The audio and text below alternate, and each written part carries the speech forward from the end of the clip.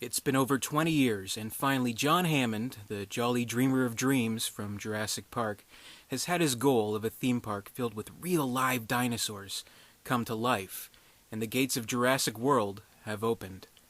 Hammond has since passed, but visitors still flock to the park to be filled with awe and wonderment. With this concept, we've been offered something we haven't seen before in this series, and admittedly, it's kind of charming to see how the park actually functions when it's, going right.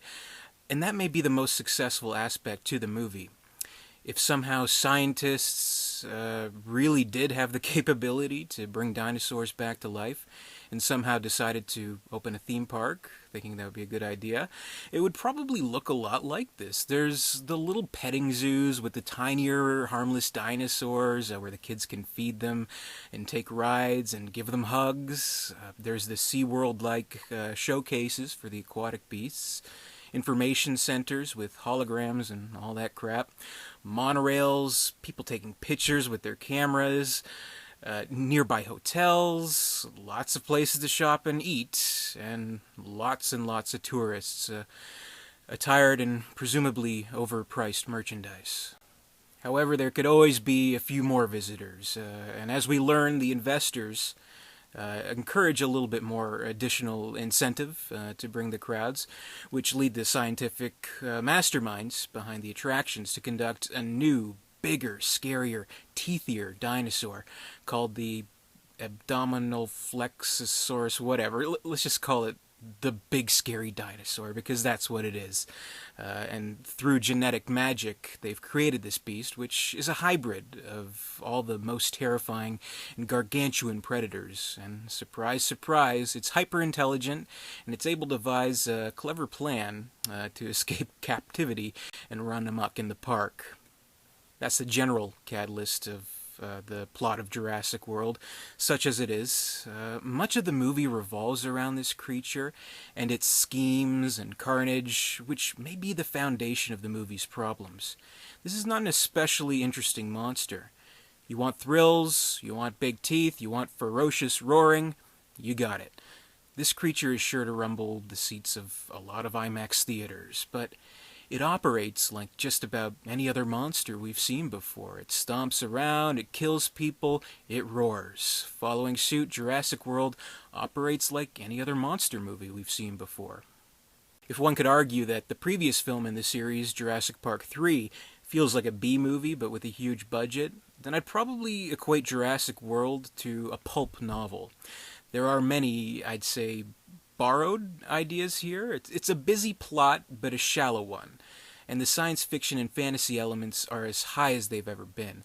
There's the futuristic theme park with the dinosaurs. There's the big, bad, uncontainable bad guy, the deadly raptors that can be trained, the dangers at every corner, the manly hero, the beautiful woman, the great adventure. This is extremely pulp, and that alone can be fine, as Spielberg did it with Indiana Jones, Lucas did it with Star Wars.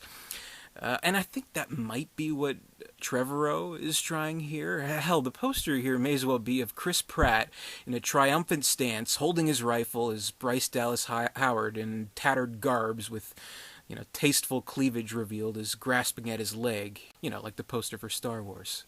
But there are hints of irony to those pulp-inspired epics. They took ideas and things that worked from other sources and turned it into something new. Jurassic World seemed to be content to take certain ideas, follow through with them in a very straightforward way that isn't very innovative or adventurous. And the result is, unfortunately, an insipid and repetitive action romp with cookie-cutter characters, mindless perfunctory dialogue, with one unsufferable, unexciting action scene after another. I'm actually a little bit in awe of just how bad and how stupid this movie is. We're all well past the point of being impressed by CGI dinosaurs. That's just the cold hard truth. Maybe we're too accustomed to them. Maybe we're jaded as audiences. Maybe they're just not used sparingly enough. I don't quite know. But now more than ever, I think we desperately need compelling characters to drive these types of stories. And I fear we're moving backwards. Not a single character in Jurassic World is worth a damn. And they feel more like composites of bullet points and traits with forced arcs and developments. Firstly, I hated the kids. I really did. We had kids in all the Jurassic Park movies because that's, as Hammond put it in the first film, a key demographic. That's true. Kids go to see these movies. So I guess they need the kid characters to relate to. So if it ain't broke, don't fix it. In the previous movies, they were unintrusive. Here, they're central characters, and obnoxious ones at that. There are the versions of kids that Hollywood perceives kids to be. There's the two brothers. You got the younger one who's kind of dorky and overexcited at everything, spouting out facts like maybe he has some form of autism, but they don't quite want to go there and actually outright say that. And he's overly sensitive and dependent on his big brother, who of course is always slouched and buried in his phone, and he always has his headphones on, and he's always drooling over girls because he's a horny teenager. There are at least 3 separate moments in this movie where everything stops short to show this kid gawking at pretty girls. At least 3. It's like, we fucking get it. And of course it all amounts to their bond as brothers becoming stronger than ever because of this experience. We get it.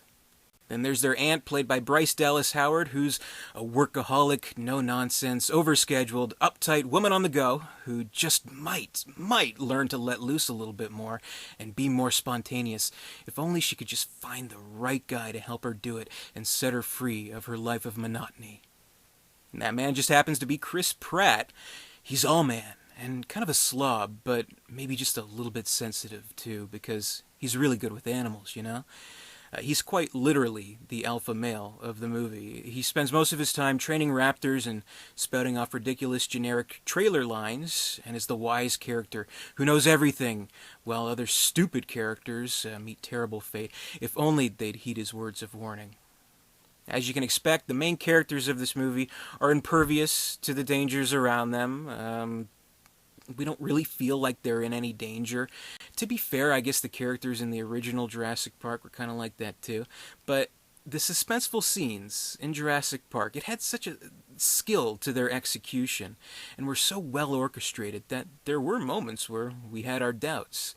In this movie, dinosaurs chase people, they attack people, the people hide, all that stuff. It's all just pretty tired. Including a scene where a team goes to try and hunt down the big scary dinosaur. And of course they get killed off one by one as the folks in the command center helplessly watch as their little cameras go dead and their little life bars go flatline, which was sort of reminiscent of Aliens, but far less effective. There is a pretty cool sequence near the end, though, where the human bad guy, an InGen rep, played by Vincent D'Onofrio, who, of course, wants to weaponize the Raptors. Of course. He convinces Pratt and Company to let them loose in the hopes to defeat the big scary dinosaur. And there's a cool chase scene involving the rapid speed creatures, and they're chasing a van, and that's pretty cool. I thought that was a good scene. But the thing is, at a certain point in the last act of the movie, it all just goes on. And there are just way too many flimsy excuses to get all these characters, particularly the kids, involved in these action scenes. And it reaches a point where we have to ask, why are these characters willingly putting themselves in harm's way, other than that they want to make sure that the big scary dinosaur is killed? Why don't they just evacuate with the others? Well, somebody has to be there to watch all the dinosaurs fight each other at the end, I guess. So I guess we need the human representatives as we're watching the dinosaurs kind of bite at each other and run around and stuff like that. Though for all that it's worth, the humans may as well not be there. And this goes into spoiler territory a little bit, if you care. But the ending, it involves the T-Rex getting in on the action. And I suppose it's used as some kind of ultimate fan service and rights some wrongs that many thought Jurassic Park 3 committed. The iconic beast, it kicks some ass, and it roars, and the triumphant Jurassic Park theme music booms, and I guess it's supposed to be this great scene, but this really only serves as a reminder of how much better the first movie is. We're 3 sequels in now, and I think it's safe to say the original hit movie still stands on its own, but not as a franchise. I rate Jurassic World 1.5 stars out of 4, It's full of cliches, it's forgettable, and at many times it's just plain silly. I didn't have any fun. Jurassic World. I am not happy to bring you this review. I was hoping it would be a good movie. I really was. But wow, what a disappointment. Really, I would say this is a bigger disappointment than The Lost World was. Because at least The Lost World, I mean, they're trying for something new. They tried to give it a different angle, which was kind of cool. They tried to make it look good, too. I mentioned in my review of The Lost World, but The Lost World is a great looking movie. This movie is just the Jurassic World. It's the most generic looking movie ever. I mean, it's very glossed over. I suppose to give better effects for the 3D, because I don't think all nighttime scenes or whatever would look as good in 3D. Maybe that's the case, but it has no unique look to it, which I think is kind of a problem, and it's just on autopilot. It's very disappointing, very stupid. I hated all the characters. I hated the kids. I wanted everybody to die, and they didn't. Spoilers, but I'm very sad to report this. So what did you think of Jurassic World? I don't know. I haven't watched or read any reviews yet, but I have a feeling a lot of people are going to be disappointed with this. Or that maybe some people will give it a kind of a free pass and then, oh, it was entertaining, had some fun scenes. No, come on. This is stupid. We as audiences deserve better entertainment than this, and that is a fact. We deserve entertainment in the same vein as the original Jurassic Park. Lightning can't just strike once with that. I sincerely believe that. This is just tired. This is another day at the park, and that's it. And it's very disappointing. So I'll stop ranting. But let me know what you think below. Comment. I'd love to hear what you think. If you like this video, give me a thumbs up. Even if you like the movie, don't give me a thumbs down. No, whatever. Do what you want to do. But yeah, that's my review. And yeah, thanks for watching. Appreciate it. Until next time, I'll see you later.